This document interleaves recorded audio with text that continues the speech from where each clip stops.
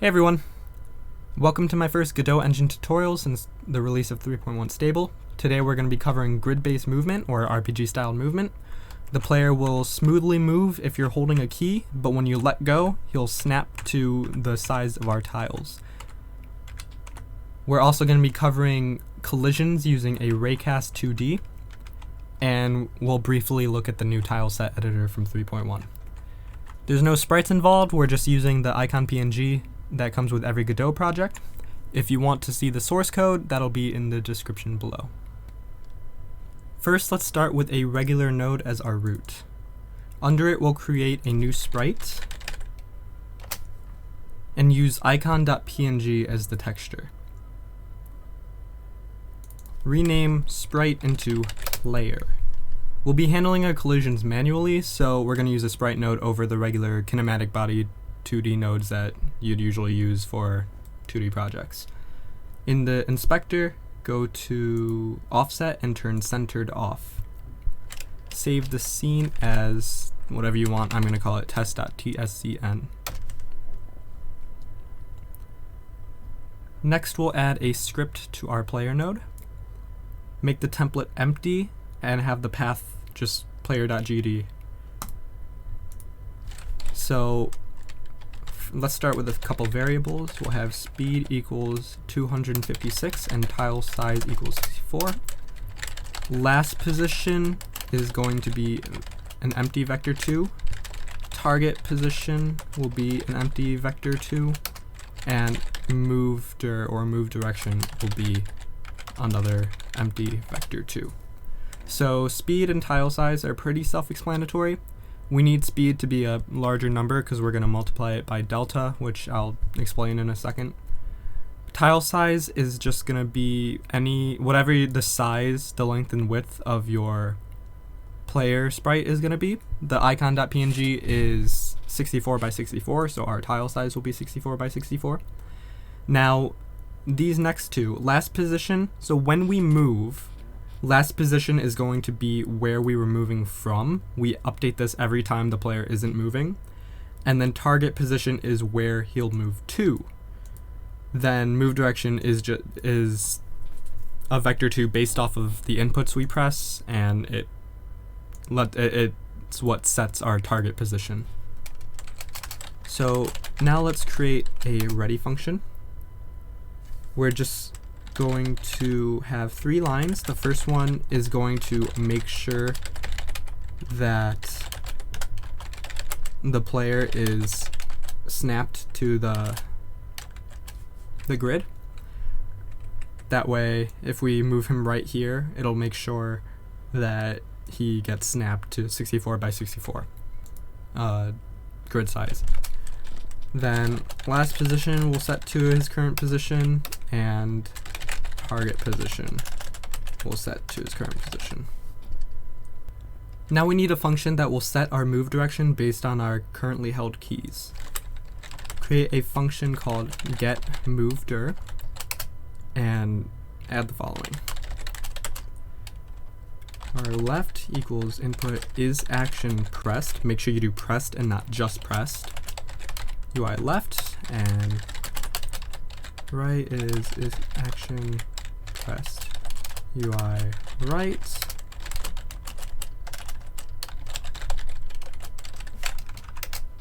Fuck.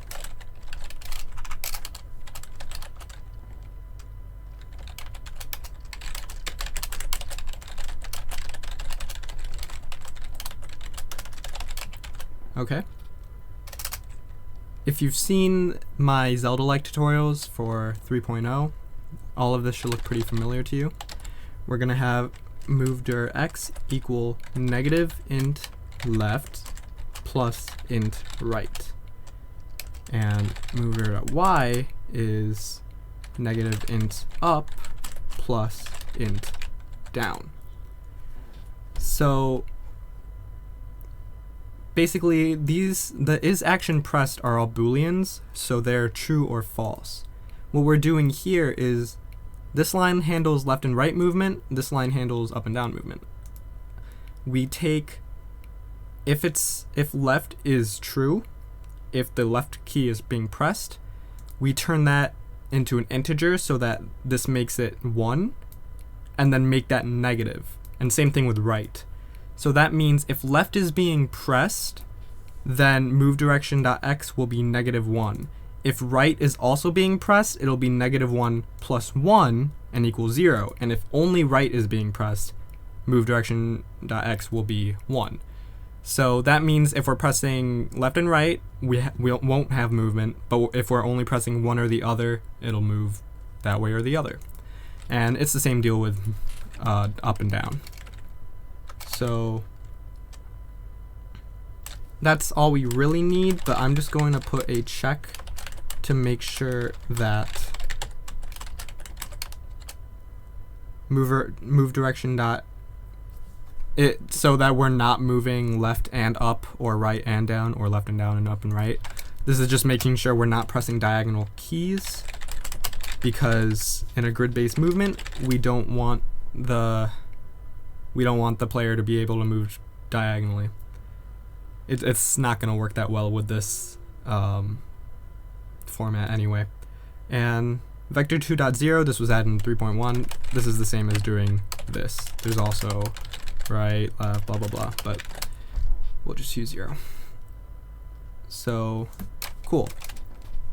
Now we need our process function, which I'm going to put right here.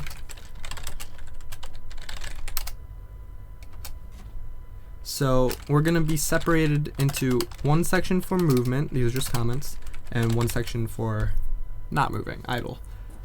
So let's start with our idle state. We need the movement to be above it, but I'll start with it here for the sake of easier explanation. So if target is our target position, this just means target position is always where the player is trying to go. So if the position is already where he wants to go, then this is our idle point, we don't need to move.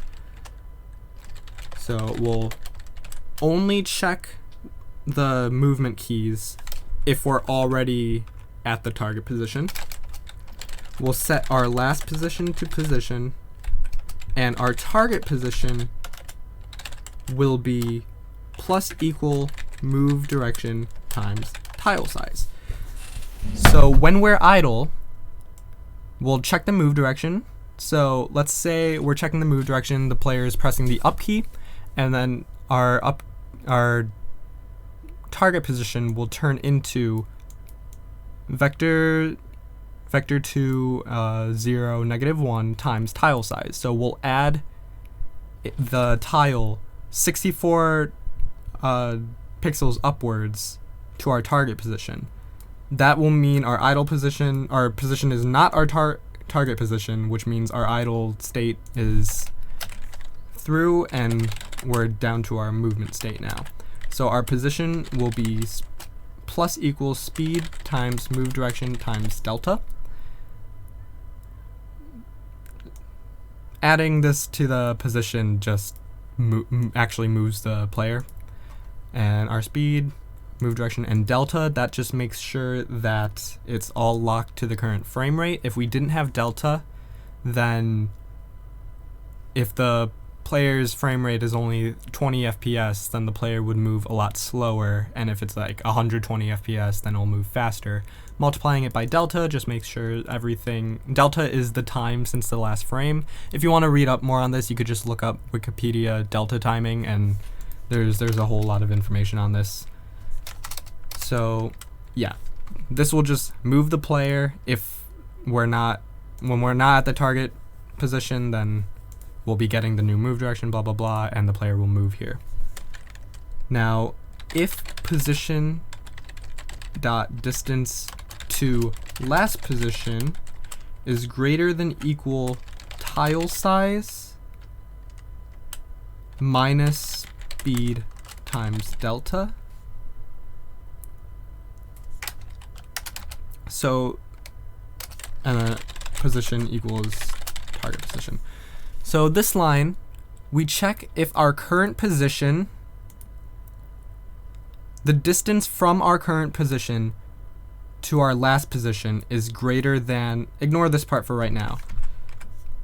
is greater than our tile size. So if we've moved more than 64 pixels, then we'll set our position to our target position. So if something happens and we move far away, the game will check, wait, that's not right, and then just snap them right to the target position. This also makes sure that we keep moving. If we only press the key once, we'll keep moving until we finish that tile. Now this minus speed times delta, what happens with this is it'll check if it's greater than the tile size, and then you can't actually see it happen, but it'll move forward and then snap back to our target position, which will make it very clear that we're moving in a grid. It won't be smooth movement if we're holding the key. This just subtracts the amount of distance we would have went, so that between frames, or from the frame that we're not at the target position, between the frame that we reach it, it'll just snap there instantly. That just makes sure that everything is smooth. So if we run the game now, let's set the main scene to test. We have grid movement. And as you could see, you might see a little stutter because I'm recording, but there's no breaks in movement. When we're moving left, you can't tell that it's a grid, but if I just tap right, it'll move until it's in the next grid. So that's everything for the movement. Now we need to do the collisions. First, let's make a little map for the player to walk around in. So add a new child node to the node, and it's going to be tile map. Create a new tile set. And down here, we'll set the image to the icon BNG again. Let's make this the whole screen. New single tile. Snapping options. Bam. And selected tile, we'll set the modulate to 0. We can't see it here, but this will just make it black. So now let's go back to our tile map. See, it's black. Set the size, make sure it's 64 by 64 or whatever your tile size is. And let's just put some walls around our scene.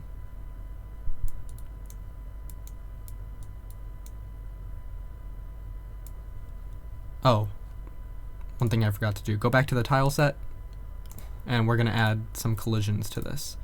So collision, square, bam.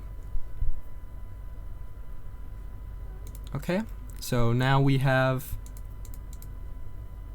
a wall around our scene with some collisions. However, because the player is not a kinematic body 2D, it is just a sprite, we don't need it to be a body. Instead, what we could do is just use a raycast. The raycast is going to face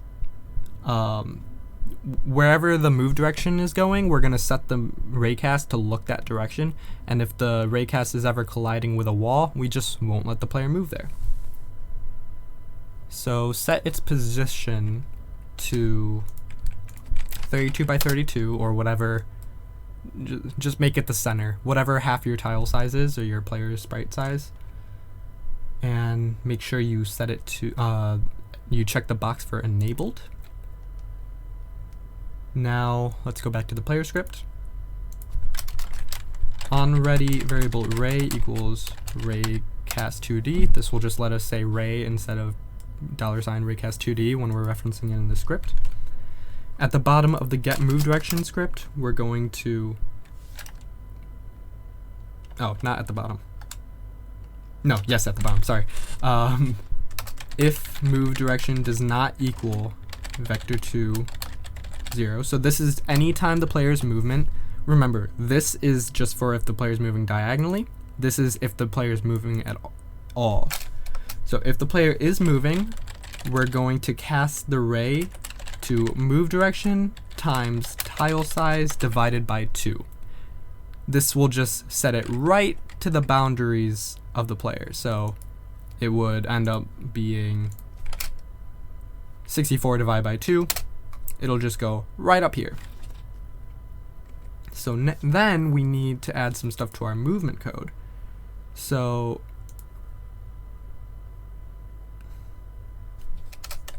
if ray is, okay, we actually need to reorganize this a little bit. If ray is colliding, position equals last position, target position equals last position. So if the player hits a wall, we'll just snap him back to where he was before he hit a wall, and it'll look like he never hit the wall. So if it's colliding, do that. If it's not colliding, let's highlight all this and press tab. If we're not colliding, then we'll move. So let's play the game now. If we walk up to the walls, he'll stop when he gets there. And if you want, you could go to debug visible collision shapes, and you could see exactly what's happening. When we move right, the raycast moves to the right, up moves up, blah blah blah. And yeah, we can't collide into the walls. This is just a little bit less expensive than using the kinematic body 2D nodes, and it works pretty nicely. So yeah, that's it for this tutorial. I might come back to this and do animations and stuff in the future, but for now, this is enough. If you want to see more, feel free to message me on my Discord or Twitter, and if you want to support me, I have a Patreon which keeps these tutorials going. All of these links can be found in the description. And yeah, thanks for watching.